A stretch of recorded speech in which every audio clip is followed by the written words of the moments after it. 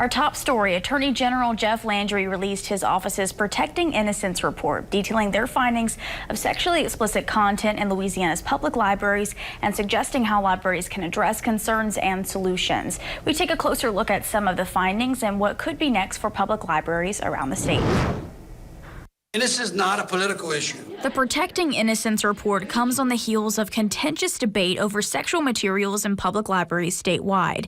In many cases, like in Rapides Parish, library boards and patrons requested legal guidance from the AG on how to approach the issues and what could be done about it. This is about giving parents and officials the tools they requested to protect Louisiana's children from sexually explicit material that is inappropriate for their age. AG Jeff Landry's lengthy report is a, quote, thorough examination of the state of public libraries, the access children currently have to material that is far from age appropriate, and potential solutions. The report details excerpts from 9 books they label as sexually explicit. In many libraries, debates have centered around whether LGBTQ-themed material would fall into that category.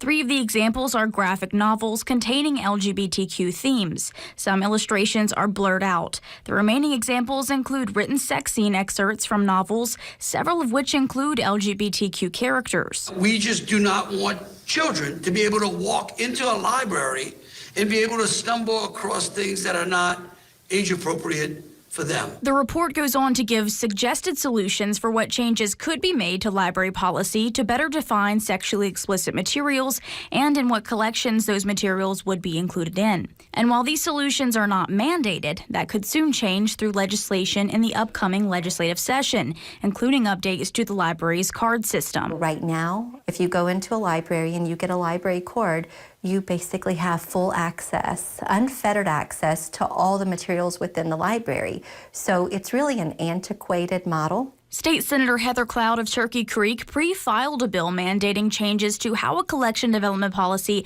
filters through sexually explicit content and details changes to the library card system. For example, parents would be able to select a library card that restricts whether a minor can check out sexually explicit content. I think it's very palatable. It's not a far-right approach and it's not a far-left approach. It's a common sense approach, and it's being respectful of the library boards and of communities. This is just one approach to the debate. We'll have a better idea of how changes in libraries statewide could play out once the session begins in April. Now, we do know Representative Julie Emerson of Carencro will be filing similar legislation on the House side. For a full look at the Protecting Innocence report, you can visit our website.